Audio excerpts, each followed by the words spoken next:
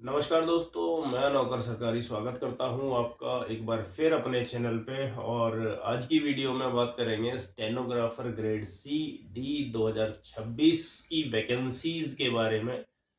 क्योंकि चेयरमैन साहब ने नोटिफिकेशन जारी कर दिया है ऑफिशियली, और भाई सीजीएल वालों को अभी और वेट करना है। सीजीएल वालों के लिए अभी कोई नोटिफिकेशन नहीं आया है। तो सीजीएल 26 की बात अभी तक कोई नहीं हो रही है। बात यहाँ करने वाले हैं, चेयरमैन साहब बोल रहे हैं कि भाई पहले स्टेनोग्राफर ग्रेड सी डी 2026 की बात कर लो, ठीक है।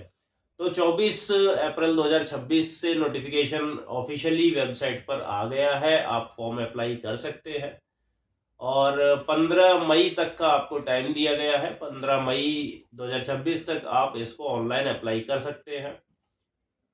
फीस पेमेंट जो आप ऑनलाइन करोगे वो उसके अगले दिन यानी कि 16 मई 2026 तक आपको इसका फीस पेमेंट भी कर देना है, ठीक है।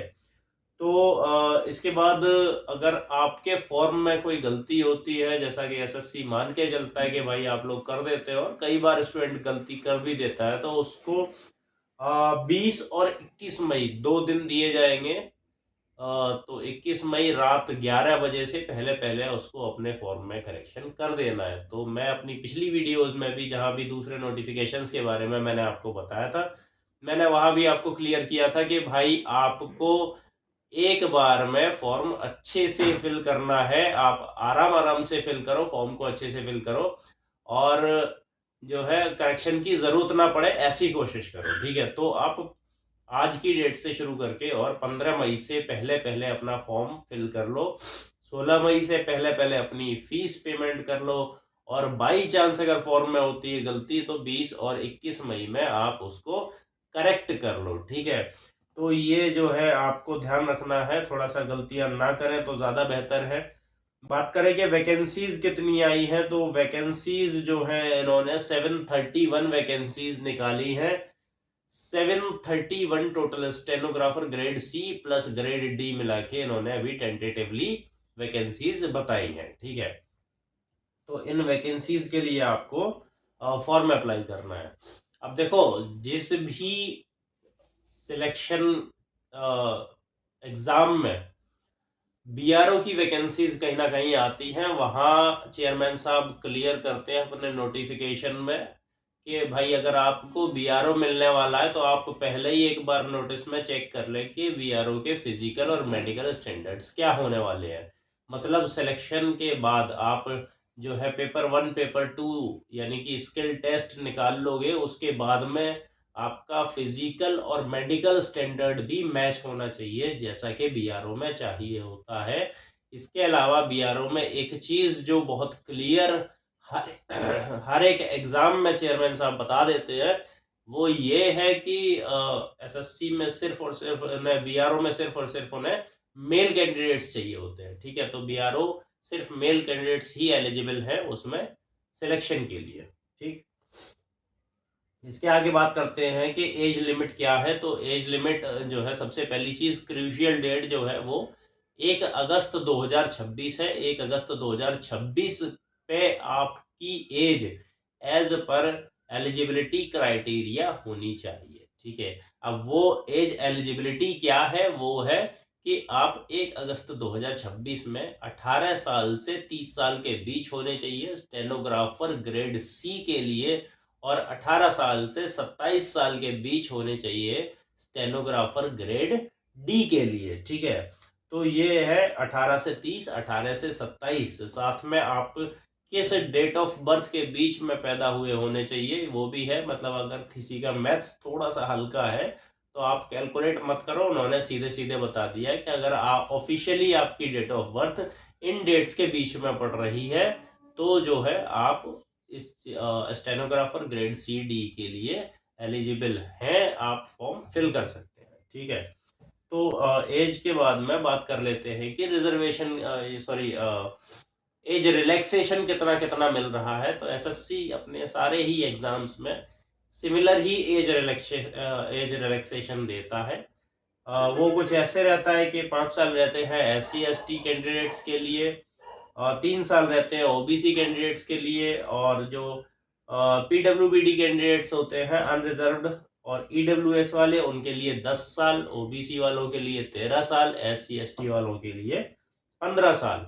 एक्स सर्विसमैन जो अप्लाई करेंगे वो अपनी जो सर्विस है उसको अपनी एज में से माइनस करें, और उसके बाद जो क्राइटेरिया है, मतलब स्टेनोग्राफर ग्रेड सी के लिए उनकी एज जो है वो 30 साल प्लस 3, मतलब 3 साल उनको एज रिलैक्सेशन दिया है, 30 प्लस 3 33 होना चाहिए उनकी सर्विस हटा के, ठीक है। और जो है स्टेनोग्राफर ग्रेड डी के लिए यानी कि 27 प्लस 3 वो 30 साल होनी चाहिए उनकी सर्विस हटा के, ठीक है।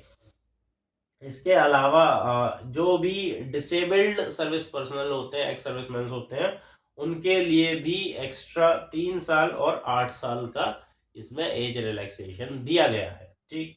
इसके अलावा जो कैंडिडेट्स ऑलरेडी किसी ना किसी सेंट्रल गवर्नमेंट या किसी गवर्नमेंट उसमें ऑर्गेनाइजेशन में पहले से जो है जॉब कर रहे हैं, सेंट्रल गवर्नमेंट के पहले से एम्प्लॉयज हैं, जो 3 साल सर्विस मिनिमम कर चुके हैं, वो भी उनको भी कहीं ना कहीं यहाँ पे दिया गया है, वो भी 45 साल की एज तक इस फॉर्म को फिल कर सकते हैं। और इसके अलावा वो बहनें जो विडो हैं, डाइवोर्स्ड हैं, तो इस तरह की जो या जुडिशली सेपरेटेड है, ऐसी सभी मेरी बहनें भी अप्लाई कर सकती हैं। उनको 35 ईयर्स अगर जनरल ओबीसी की हैं या SC ST की है तो उनको 40 ईयर्स तक का एज रिलैक्सेशन यहाँ पे दिया हुआ है, ठीक है।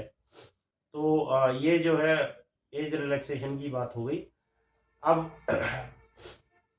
इसके आगे एलिजिबिलिटी जो है इन्होंने बात की है कि आपने कितना एजुकेशन क्वालिफिकेशन आपका रहना चाहिए, तो आपको 12th पास होना चाहिए। जो इनका जो डेट है जो 1 अगस्त 2026, ये क्रूशियल डेट इन्होंने बताया है, उस डेट में आप 12th क्लियर होना चाहिए, आपका 12th पास होना चाहिए, ठीक है। अब एप्लीकेशन फीस तो एसएससी के लगभग सभी ही एग्जाम्स में मैं मानता हूँ कि 100 रुपये एप्लीकेशन फीस रहती है, जो कि विमेन जो कैंडिडेट्स रहती हैं, फीमेल कैंडिडेट्स जो रहती हैं, जो SC ST की रहती हैं, उनके लिए PWBD और एक्स सर्विसमैन जो कि रिजर्वेशन जिन्हें मिल रहा है, उन सबको एग्जेम्प्ट किया जाता है फीस पेमेंट से। आपको कोई भी फीस नहीं देनी है अगर आप इनमें से कोई हैं तो, ठीक है। तो इस तरह से आप ऑनलाइन अप्लाई कर सकते हैं। अब बात कर लेते हैं स्कीम क्या है, पेपर किस तरह का होने वाला है। तो भाई सबसे पहले इसमें एक MCQ यानी कि पेपर 1 होगा, जिसका जो स्कीम है 3 पार्ट्स में रहेगा, रीजनिंग, GA और इंग्लिश, ठीक है। तो 50 क्वेश्चंस जो है इसमें रीजनिंग और GA के रहेंगे, 50 क्वेश्चंस, सॉरी 50 रीजनिंग, 50 GA, और 100 क्वेश्चंस इसमें इंग्लिश के रहेंगे, ठीक है। 1 मार्क ईच इसका जो है मार्क्स रहेंगे, और नेगेटिव मार्किंग रहेगी 0.25 की, मतलब 1/4 की नेगेटिव मार्किंग है। और इसमें ओवरऑल 2 घंटे का टाइम है, लेकिन भाई देखो बहुत अच्छे से यहाँ पे भी इन्होंने बता दिया है, सेक्शनल टाइमर जो है यहाँ पे दिया जा रहा है। तो 50-50 क्वेश्चन जो है यानी कि रीजनिंग और GA, उनमें मिलेगा आधा आधा घंटा, 30-30 मिनट, और लास्ट का 1 घंटा आपको मिलेगा इंग्लिश के लिए, क्योंकि उसमें है 100 क्वेश्चन। तो यहाँ भी सेक्शनल टाइमर आ चुका है। तो SSC का नया जो SSC लेके आई है अपने एग्जाम्स में, वो है सेक्शनल टाइमर। हर एक एग्जाम में कहीं ना कहीं जो भी नोटिफिकेशन आ रहे हैं, सब में ये चीज देखने को आपको मिल रही है, ठीक है। अब इसके बाद बात कर लेते हैं कि SSC ने जो skill test stenographer grade C और D के लिए रख रखा है, उसमें क्या होने वाला है। तो आपको 10 मिनट के लिए क्या किया जाएगा, एब्रीविएशन दिए जाएंगे, ठीक है। 10 मिनट आपको आपने अप्लाई करते टाइम अपना जो मीडियम, जो इंग्लिश या हिंदी में से जो भी मीडियम आपने सेलेक्ट किया होगा, आपको क्या किया जाएगा, डिक्टेशन किया जाएगा 10 मिनट तक, और आपको उसको टाइप करना है। आपकी स्टेनोग्राफर ग्रेड C के लिए अगर आप अप्लाई कर रहे हो तो आपकी टाइपिंग स्पीड 100 वर्ड्स पर मिनट होनी चाहिए, और अगर आप उसको ग्रेड डी के लिए अप्लाई कर रहे हो तो 80 वर्ड्स पर मिनट होनी चाहिए, ठीक है। इसके बाद में देखो आपको 10 मिनट तक डिक्टेट किया जाएगा, आप लिख लोगे, इसके बाद में आपको जो है टाइपिंग के लिए टाइम दिया जाएगा। तो वो स्टेनोग्राफर ग्रेड डी के लिए इंग्लिश वालों को 50 मिनट दिए जाएंगे, हिंदी वालों को 65 मिनट दिए जाएंगे, और ग्रेड सी के लिए इंग्लिश वालों को 40 और हिंदी वालों को 55 मिनट्स दिए जाएंगे। इस तरह से जो है ये स्किल टेस्ट इसका कंडक्ट हो जाएगा। तो भाई जब आप हो जाओगे स्किल टेस्ट से भी क्लियर हो जाओगे सिलेक्ट, तो फर्दर जो इसकी फाइनल रिजल्ट आएगा उसमें कहीं ना कहीं आप अपने आप को देख पाओगे। तो ये पूरा नोटिफिकेशन था, जो मेन पॉइंट्स थे मैंने वीडियो में कवर कर दिए हैं। बाकी एक बार ऑफिशियल वेबसाइट से नोटिफिकेशन डाउनलोड करके उससे गो थ्रू जरूर हो जाए, ठीक है।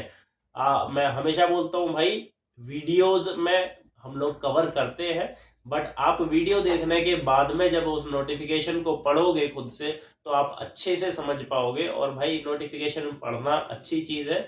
इंग्लिश एक सब्जेक्ट आता है जिसमें कॉम्प्रहेंशन बहुत ज़्यादा आपका जो है हर एक एग्जाम में देखने को मिलता है। तो अब आप जब रीडिंग हैबिट्स अपनी बनाओगे तो वो चीज़ आपके लिए वहाँ भी हेल्पफुल बनेगी। तो आप अपना नोटिफिकेशन किसी भी एग्जाम का खुद भी एक बार ज़रूर पढ़ें, अपने से रिलेटेड क्या क्या चीज़ आपको वहाँ पे मिलेगी आप उसको ज़रूर क्लैरिफाई करें। तो वीडियो को यहाँ पे करता हूँ ख़त्म, और नेक्स्ट वीडियोस में और कुछ नया लेके आऊँगा, जो भी नोटिफिकेशन जो भी कुछ आएगा उसके बारे में वीडियो बनाएंगे। तब तक के लिए जय हिंद, जय भारत, नमस्कार।